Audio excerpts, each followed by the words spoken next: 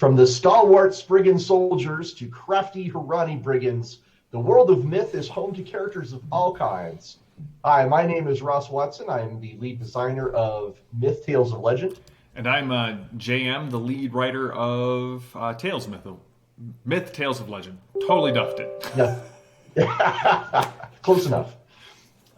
So we are not doing this from our awesome studio in Colorado Springs. Unfortunately, the quarantine is keeping us in our homes, so please forgive our production values at the moment. They will be improving as we learn how to do this better.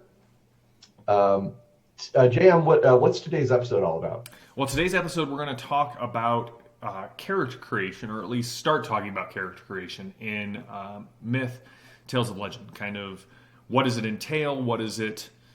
What options do you have? But I think first we're going to respond to some of the comments from last week. That's right. What JM was talking about just a second ago is that this is actually part one. It's character creation part one because there's a lot. So we will probably cover more of this in future videos. So from last week, we had a viewer called Dan Gillis, and he had a lot of questions. I'm going to read the first one here. Is there a possibility of expanding races beyond what is currently in established lore? Can a hero play one of the races normally associated with darkness? Could a player be a werewolf or a grubber?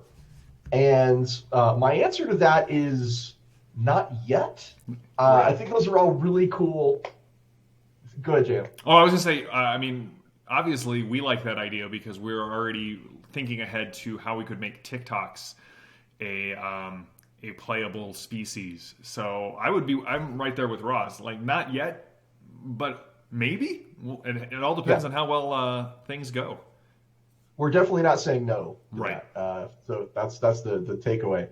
JM, what's the second question from Dan Gillis? So Dan also said he was curious about the dice mechanics used. Having played many systems over the years, he is interested to know if target numbers and D10s will be the standard, along with the fate die you mentioned. And so target numbers, we call difficulty numbers, but they're kind of there. But really what we're looking at is a D6 system, similar to the system that Ross designed for Wrath and Glory, where 1s, 2s, and 3s don't generate a success.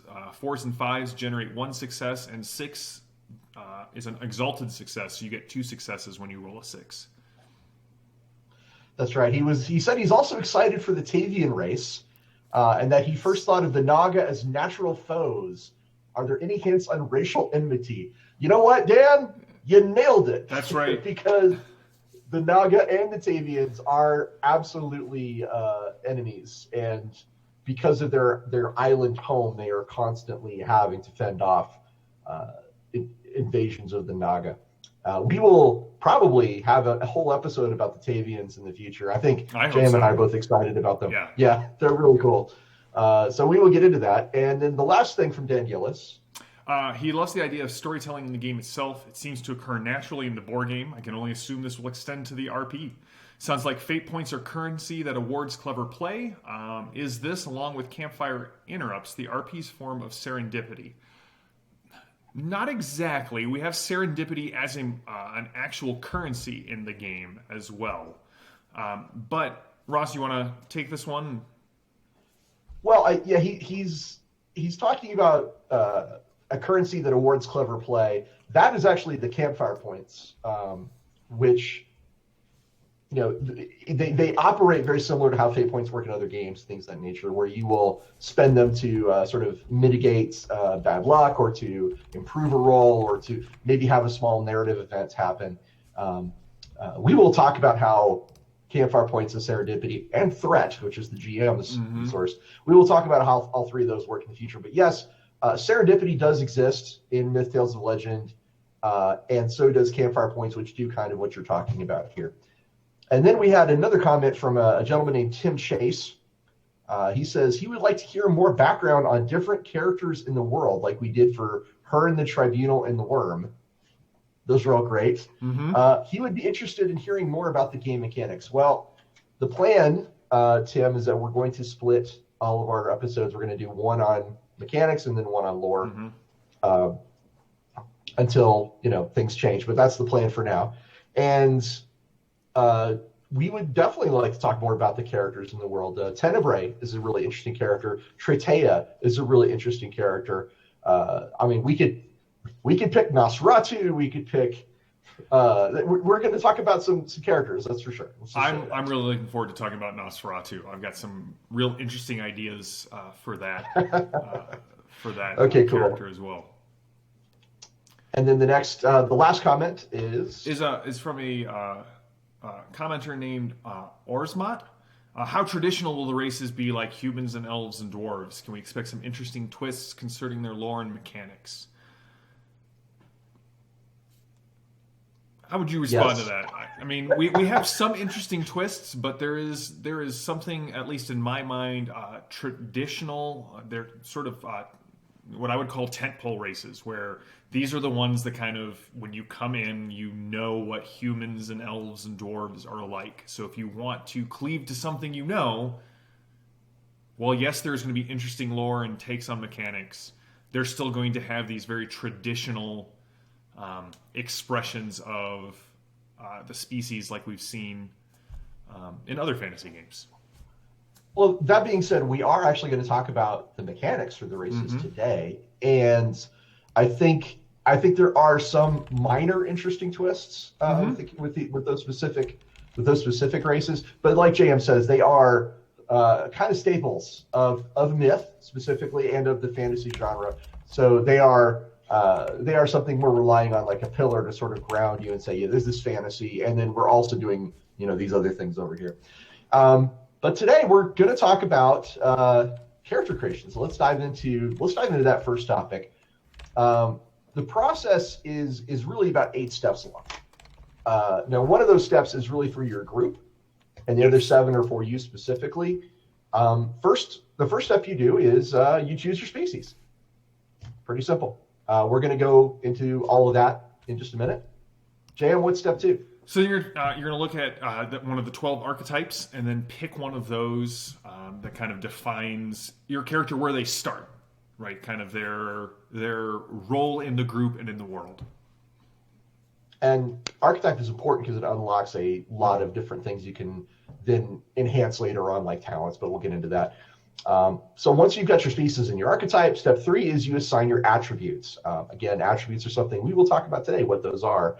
But yeah, you have a number of points that you will spend to improve, to assign to your character's attributes. There's no rolling for stats. Right. And then after you've assigned your attributes, you're going to assign your skill points. And your archetype is going to give you a couple of points in a skill, but then you really get to kind of develop it as you want from there on out. I think correct me if I'm wrong, but I think at least one of the species has a skill bump too. I think at least one of them does. I think the elves have one due to lore. Yeah, they do. That's the song lore. That's right. Yeah. We'll get into that. And then after using your skills, you get to pick things called talents. Talents are kind of like feats. They're cool little special abilities that you can purchase for your characters. Humans start with one, which is kind of awesome. And step 6. Step 6 is you're going to get to pick a background, and backgrounds are going to continue to help flesh out your character and their narrative. One of the backgrounds actually comes with one of the titles that we spoke about last time. Yes. Accomplishment is the name of Yes. that. Yeah. Step 7 is pretty simple. It's finishing touches. You're gonna select your quirks, which are your catchphrase and something that excites your character, and little personality traits and things of that nature. And then the last step is sort of we call it the campfire group step 8. You guys are going to decide as a group what type of group will your heroes evolve into. Are you heroes of the realm? Are you in it for the money? Are you more mercenary? That you're going to be able to sort of craft a template for what the group's story is going to be like. And what I like about this is it allows the group sort of to tell the GM, this is what we want the game to be about. Like, this is what we want the overarching story of our team to be about. My favorite is still the tavern drinking buddies is the identity. Yeah. Okay, so before we dive into all of the very specific stuff, I just want to ask JM, what's the kind of character that you would like to make? If I were going to run a game right now, what would you play? So I've been pondering this, and I've got sort of two ideas. I really like the idea of the Spriggans. I They're think cool. a Spriggan soldier. I am a very much a lover of the sword and board fighter, and so I think a Spriggan soldier would be right up my alley. But I also like the ideas of the alchemist and the tinkerer, and I'm really intrigued with how they're gonna work out. And so I could see playing. I don't normally play dwarves, but I could see myself playing kind of a really gruff and angry alchemist or tinker dwarf. What about you, Russ? I'm torn. I like the Tavian monk a lot, but I also really like the idea of a dwarf hunter. I think that would be a lot of fun to do. But we'll get into all that. Just want to talk about like a briefly, like this is kind of what I'm thinking. As with many of our videos, it's very likely that as we talk about it, we'll go like, ooh, oh, hey, and start finding things to focus on that draw our attention. So here's where we talk about the species that are available for player characters to play. I guess I will start with the first one, which are they're not alphabetical order, unfortunately. But the first one is that I have written down because I did this list, is the Elves. The Elves also, they call themselves the Haltia or the Haltish, but most people in Myth call them Elves. And they, they're forest people. They are very slender and graceful. But like from a player character point of view, they are very quick. They start with a speed stat, which we'll get into later. But speed is essentially it affects not only your initiative but how far you can move. And elves are very light on their feet, so they can move fast and they have a higher initiative. You get a bonus to either your agility or your charisma as an elf. You can choose, and they get this really cool thing called song lore. The knowledge of the elves, they kind of have passed it down orally. It's a tradition of song and verse, and that makes it easier for them to recall things because of the way it just kind of gets into their mind. So they get a racial bonus, +1 bonus to all, +1 bonus die to all knowledge tests. So anytime you, as an elf, you make a knowledge test about anything, the game master might be like, okay, so if you want to know more about this particular castle, make a knowledge roll about history. And an elf, you'd be like, cool, I get a bonus to that because of an elf, and we remember that stuff. Then also you have a slight drawback. In a previous video, we talked about how the Age of Breaking is where all these monsters were sort of made to fight different civilizations. The elves were destroyed. A lot of their civilization was destroyed by the elementals and the symbio. And if you fight elementals or symbio, if you're an elf, they're going to pick you first. So they're going to say, oh, that guy, that's the one I want to kill. So that is a slight drawback to being an elf. Is if you run into symbio or elementals, you also suffer a penalty to any kind of like interaction skill. Like if you want to try and make a persuasion test or a deception test, they're naturally like skeptical to start with because they kind of hate you. But that's what being an elf essentially boils down to in a mechanics wise. They make, because of their bonus to agility and charisma, they make excellent archers. They make really good brigands. They make actually pretty good apprentices as well. Or scalds would be a really good choice for an elf. And those are the ones. Oh, yeah, a swashbuckler. Yeah, those are the ones that come to mind as the ones I think would be good choices for an elf's archetype. But again, it only grants a +1, so it's not like if you don't pick one of those archetypes, you're hampered or you're at a disadvantage. But they're just well suited to it. Yes. Yeah, that's all I'm saying. Next we have the dwarves, which they call themselves the Coptor, the kind of the children of the mountain. We have two main holds. We'll get into the dwarf lore later, but mechanically, what they are known for is they're much slower than the elves. They have a speed of 5, so you're at a no, they have a speed of 3. They have a speed of 3. Yeah. Elves are 5. Elves are 5s, right. So they have a speed of 3. They get a bonus to either Constitution or Will. And dwarves are stubborn. They kind of manifest that Children of Stone when it comes up for courage tests. They have a bonus when making courage tests against, well, basically anything that would provoke a courage test. They are. It's actually a significant bonus. Mm-hmm. It's not a small bonus. So yeah, if you're a dwarf, you don't scare easily. You don't get intimidated easily. You don't even get distracted easily because you are very steady. And what are those 2 Doorfolds, just to refresh my memory? So there is Gramrock and Grimalore, and one is to the north of Blackwall, kind of now separated off because of the Wasteland of the Risen. And so there is this immediate conflict of the fact that the humans of Blackwall, they have been built upon this dwarven knowledge and this alliance, and now there is this unholy wasteland between the two. So dwarves from one hold and humans from Blackwall, they're fighting to try and reestablish trade routes. And the other one is far to the east, and it is, it's on its last leg. So, there could be a retaking of that hold as a whole campaign idea, as the dwarves are fighting this long defeat against the crawlers and the dragons. They need heroes, or else that hold is going to fall pretty soon. So what are good archetypes for a dwarf character? Well, we did talk about Tinkers. Yes. With their +1 Constitution, they make really good soldiers. The kind of the front line holder of the line.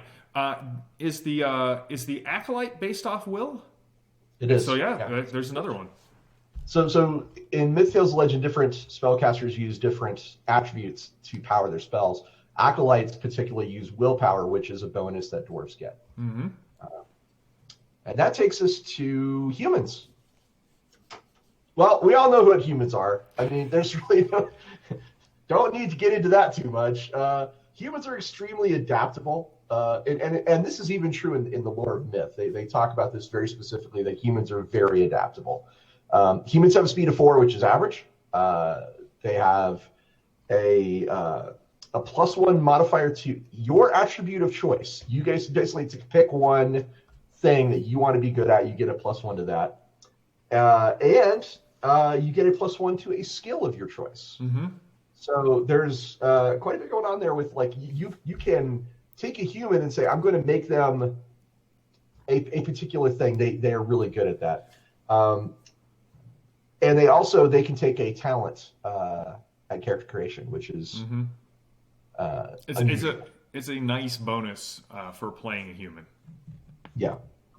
They are not really much else to say. The humans are humans. But I guess the last thing I would point out is that because of this +1 to a skill and a +1 to an attribute, they are really good. They can be really good at anything. Mm-hmm. You can pretty much pick any particular archetype, and humans going to be good at it. Right. Equally adept at magic, swords, and sneaking, I think is probably the way we put it. So that's the humans. And next are... All right, so next we have the Ronnie, and so they get a +1 to intellect or agility. They have a speed of 4, but what I really like is they have this ability with shadow. They have this belief that shadow is more than just the mixture of light and dark, but it's in some ways their god. It is in some ways their home, their shelter.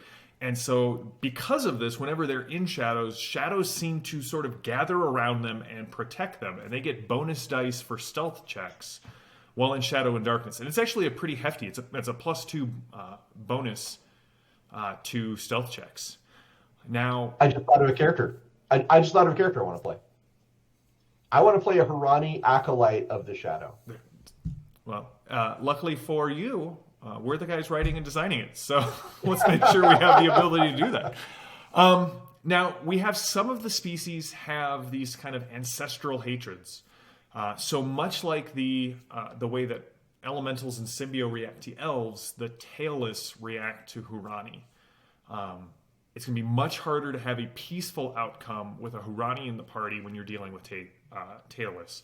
And additionally, tailless look at their tailed kin and they prioritize them as targets. They're like, those are the ones that we want to make sure don't walk away from this fight. I would imagine it's not difficult to disguise yourself as a tailless. If you're a Hurani, like you could just sort of tuck it into your use pants. a long cloak or something like that. Yeah, but if you are found out, that is the mark of Cain. I mean, you are just outsider. That's right. You know? Now I want to write an adventure where you have to sneak into this tailless lair and. Go ahead. Sorry, go ahead. I was just going to say, due to their connection with Shadow and kind of the way that they're built, they thrive as brigands and hunters and swashbucklers. But one of the things that we really liked in the playtest is we really like the idea of Hurani apprentices, and as they use their magic, the charring kind of settles into their fur, and they kind of get this cinderous-looking fur. Also, they're good at alchemists and tinkerers too, because they get that +1 to intellect. Right. They think they have a little bit. They think a little bit faster on their feet, which allows them to kind of monopolize on some of those abilities. And then, so now we have the one you like the most, which is also one of my favorites, the Spriggans. Spriggans, imagine a short ent. Yep. They are, compared to a human, they're tall. They are tree folk. They are exceptionally slow. They have a speed of 3, which is them and the dwarves are just the slowest. But really, the difference is that the Spriggans are way taller than the dwarves, so you would expect them to have this longer stride, but they just have this very slow pace that they move through life with. Well, it's not only that. I mean, like their feet are roots. That's true. Now you get a +1 to either will or strength as a Spriggan. You get a special benefit, which is shared by no other species, called Flesh Like Wood. You are far more resilient to damage. You straight up gain a +1 to Fortitude, and Fortitude is a trait that measures how difficult it is to hurt you. If I roll damage that's less than or equal to your Fortitude, you take no actual vitality damage from that. So Spriggans are very tank-like, just to start with. However, the downside to Flesh Like Wood is you do suffer additional damage from fire attacks. Any fire attack that hits you is going to do +2 dice, +2 extra dice of damage against you, which is not good. And lastly, they have probably their neatest ability. It's called Tree Speaker. JM wrote this up, and I was just like, oh, this is awesome. Spriggans can communicate with trees. They can gain insight to the forest around them. To do this, they have to touch a tree and spend an action. But if they do that, they can gain vague impressions and warnings and get sort of like a feeling. There's no words. This is not a word. Right. You don't get to talk like in sentences, but you get to the impressions and emotions of a tree from talking to it. How useful that is, I mean, I see a lot of usefulness for it personally myself, but I'm very creative when I think like that, as a character. I can imagine if you're doing an all-city campaign, it's not going to be that great, but it's a cool benefit. Right, and in the playtest of the Lost Barrow, we actually had the Spriggan use this ability because they heard a commotion coming up ahead, and he was able to use this to kind of pick up what was possible, what was going on, and the trees communicated sort of this deathly evil that had gathered, and so they were able to sneak in and kind of gain a little bit of an ambush position on what was going on because they were in the middle of the forest. So of course the trees are kind of surrounding this thing that is going on. Because they're sorry, go ahead. No. I was just going to lead into that, so go ahead. Because of their stats, the Spriggans are usually very good at being soldiers. Surprisingly, they make good monks, although very slow ones. Okay, now I totally have to come up with a background on why a Spriggan The monk. Spriggan is the monk, right? That's right. You walk want into to this see that monastery and you think it's a tree, but it's actually the master. He's the way of the slow fist. That's right. But yes, they make surprisingly good monks. They are good soldiers. They are. I think one of our pre-gens is sorry, I ran a pre-gen game where one of the pre-gens was a hunter, a Spriggan hunter, and that worked out pretty well too, because the whole tracking thing was really neat. But yeah, those are kind of where Spriggans shine as characters. And of course, later on down the line, they will even have more things they can do. But yes, Ross and I have been discussing some really cool possibilities for the Spriggans and for abilities that you may be able to pick up with things like talents. So stay tuned. Right. And that leads us to the last species. The Tavians. And so the Tavians they have a very powerful ability, but they may not necessarily feel as flexible sort of as the rest of them. So they're fast. They have a speed of 5. So they're up there with the Elves. So you're going to be able to move far. You're going to be able to go sooner in the initiative in general. They get a +1 to strength or will. They have this sort of wiry build that allows them to kind of spring out with energy. Their special ability is they have the reflexes of a mongoose. So they're the only species that gets a bonus to defense. And this is huge. This means that defense is the number that that enemies need to roll to hit you. So they're harder to hit than every other species in Myth. Now they also have hatred of the Naga, which are, I feel like we should say, hey, all right, when you play your first game of Myth, start with an extra campfire point from this video for guessing that the Tavians and the Naga have a history together. It works like all the other species enmities. So Naga prioritize Tavians, and they hate them. And so it's this thing that the darkness kind of imprinted on the Naga long ago. And so we're not saying that it's impossible for a diplomatic or a peaceful resolution to come about if there is a Tavian in a group opposing the Naga. It's just going to be that much more difficult because they have history together. Now, the pupil and the monk were introduced to the Four Kingdoms by the Tavians who kind of came to these shores. So it's no surprise that they make really good pupils and monks. They also make good scalds and swashbucklers. And then the other thing is with their +1 to will, they make really good acolytes. And so, that's kind of our species overview. I'm really excited about all of them. I don't really get to play that often, so I'm excited about creating NPCs, I guess, for all of these. But hopefully someone in my gaming group will be able to run Myth for me here. Post-quarantine. I'm definitely running a game. Yes. I'm running a game here. So there's that. So let's talk about attributes. Okay. Those are the 6 main stats, if you will, that define your character. All of these are in ratings, and a rating indicates how many dice it contributes to your dice pool. A rating typically goes from 1 to 6 most of the time. There are modifiers and things that can apply to this, but the first one is strength, and I'm sure anybody who's played a role-playing game knows what strength is. It's your overall physical capability, right? Lifting things, moving things, and strength does add in directly to melee attacks. And then there's agility. Yeah, and agility is right hand-eye coordination. It's reflexes. It's your ability to snap off a ranged attack. So again, people with species that give more agilities are just sort of, they have this benefit towards hand-eye. It's our dexterity skill. It's our attribute. It's our fine motor manipulation, that sort of thing. We also have constitution.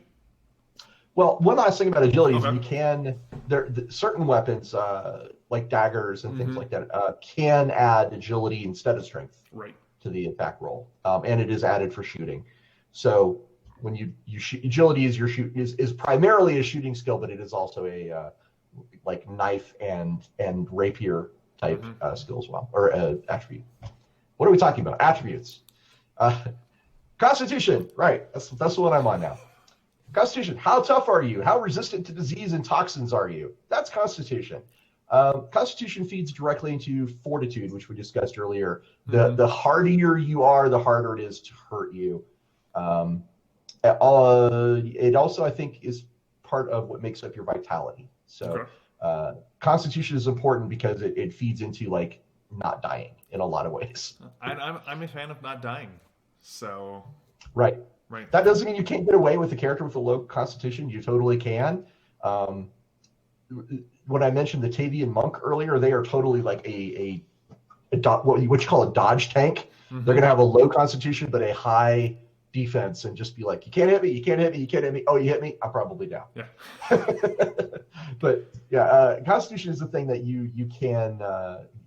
It is not a requirement to have it, but it's useful to have. And I think anybody who's played a fantasy role-playing game probably is like, yeah, it's useful. Right. So, there you go. Next is intellect. It's your character's ability to think, to have recall knowledge, to retain knowledge. It feeds into skills. It also is kind of the primary attribute for one of the types of spellcasting. In this case, kind of how the apprentice, the elementalist, which we'll cover, I believe, in Character Creation Part 2, right? The archetypes? Apprentices are charisma. You're thinking of tinkering. I'm thinking of tinkering and alchemy, yes. So the tinkerer and the alchemist are primarily intellect-based. Yes. Charisma is... We're going to get into that. We'll get to that's going to be your... That's my next one. Yeah. That's your next one. So after intellect is willpower, and will, it is your determination, your self-actualization, your ability to push on through pain and those kinds of things. That's what will is. It is a primary stat for spellcasting for the acolyte. It is also a primary stat for damage. I think, it's damage. For the monk, it's important for the monk. We'll get into the archetypes probably in the second video, but it is important for the monk as well. So monks also use willpower for various things. And when we have chi abilities are all going to be based off of will. These are going to be things that the people and the monk are going to use quite a bit. Yep. And that's will. Yep. And then last is charisma. It's your force of personality. It's your likability. It's the primary attribute for apprentices, and skulls. Yep. Oh, one last thing about willpower. I forgot. Willpower is also part of your shock, like how much shock damage you can suffer is part of that. But charisma is useful for a lot of skills too. Yeah, it is not a dump stat, if you will. Well, it can be, but it's useful for persuasion, and it's useful for intimidation, and it's useful for deception. There's lots of things that charisma is handy to have. And in fact, when we get into talking about combat and things, we'll talk about interaction attacks. You can be a face character and actually have an impact on the battle just by talking to the opponent if you're really good at it. But we'll get into that in a future date. We have covered actually quite a bit. I guess we can briefly go over the traits. And that'll probably wrap up this video. But the traits are like attributes, except that these don't go into die pools. Traits are usually target numbers for things. You can roll them, like courage is a trait, and you will roll that. Speed is a trait, and you will roll that as well. But most of the time, they are not part of die pools. In fact, they are really more representative of things your character can do, or how difficult it is to take them out. Yeah, they're more innate than they are active. They're innate. Yeah, absolutely. That's a much better. This is why I have Jam on the show. He's much better explaining things. They're innate. And the first trait is courage. We talked about courage when we talked about the dwarves. Courage is, you will have to make courage tests in this game, because courage is what you use when something scary shows up. A lot of monsters have an ability called fear. Yes. On top of that, it is used to resist things like intimidation or deception. if someone's trying to trick you. This is courage is going to be useful for that. Yeah. Defense is another one of these traits, and your defense is the target number that someone needs to hit you. So when somebody rolls their attack pool against you, they need that number of successes or higher, and it kind of does two things. One, right, it's the number that is needed. So high defense means a character is going to hit you less, but also with a higher target number or higher difficulty number, you're going to have less things to shift over for damage. So not only are you hit less often, but the impact may be less because you're kind of able to dodge at that last second. Whereas somebody with a lower defense, I may be able to shift a 6 over, which we'll cover in attacks when we get to there. Yeah, so we're going to do a whole video on combat. Yes. So the next one is Fortitude, and we talked about this under the Spriggan. Fortitude is the number that you need to roll higher than, or equal to or higher than to hurt you. So Fortitude is like how tough it is to actually cause harm, and if you equal Fortitude, you inflict some shock damage. If you exceed Fortitude with the damage roll, whatever damage you exceed by is straight to Vitality. That's Vitality damage. Now, Ross, what happens if I do less than their Fortitude? Nothing. Okay. That's an attack that bounces. If I have a Fortitude 5 and you roll a total damage value of 4, nothing happens. Nothing happens. I'm just too tough to be hit or to be damaged. Hurt. Yeah, to be hurt. Yeah, you hit me. You just didn't hurt me. Yeah. And that leads into? So that leads into speed. So as we kind of covered, speed actually has two functions in here. The static value of speed is how many meters you can move, or how many squares you can move. How many squares you can move? Right, and a square is typically 2 meters in Myth. Yeah. But the speed value also is rolled as a die pool, which kind of sets your initiative at the start of combats. Correct. So when you roll your speed, you're rolling for initiative, and you count successes off of that. So dwarves and Spriggan will roll 3 dice. Elves and Tavians will roll 5 dice. And there will be talents and things you can get to impact the amount of dice you roll. So you're not forever always going to be stuck at 3. And you possibly could, even optimize towards a really high initiative if you want. But the starting place for all these things is your speed. Then there's shock. As I mentioned before, shock is how much damage you take before you become exhausted or unconscious, depending on what's happening. Spellcasters suffer shock damage when they roll a complication on their spellcasting roll. So shock is going to be fairly common. I think spellcasters don't backlash there. And certain attacks and abilities inflict shock as a primary form of damage because it can knock you out or render you exhausted, which are both bad things. Right. And then last we have Vitality, which is how much damage you can suffer before. Well, we did say staying alive is a goal in Myth, so we'll cover death and dying in the combat video. But just know that when your Vitality hits 0, it's not a good thing. It's not a good thing. You will have to make some checks to see if you are still breathing. And that's traits. And we have actually covered quite a bit in this one episode. I'm impressed. And as always, I want to thank Ulysses International for hosting us on their channel. Be sure to check out the other shows that they have here. I think Robert Aducci is doing some stuff with the Dark Eye, which is really cool. I know, JM, you're running a game for the Fading Suns. I'm running Fading Suns, and then at the end of the month, we're going to switch to doing some Torg and some Fading Suns. So awesome. Yeah, awesome. Looking forward to that. Torg Eternity, of course, which is a game I worked on. I'm very proud of it. And if you guys liked anything we had to say, you want to hear more of what we're doing, or if you want to ask a question, please be sure and leave a comment below and just kind of let us know what you're thinking, because we'd like to explore more of Myth, Tales of Legend with you guys. And let's see. I think that pretty much wraps it up. Well, stay tuned. We will have more Campfire Chats in the future. Right. I think the next one we're talking about the Lucanine, right? The werewolves. Oh, yes. I'm looking forward to that. Lucanine. Yeah, it's going to be super fun. So until next time. Keep telling stories.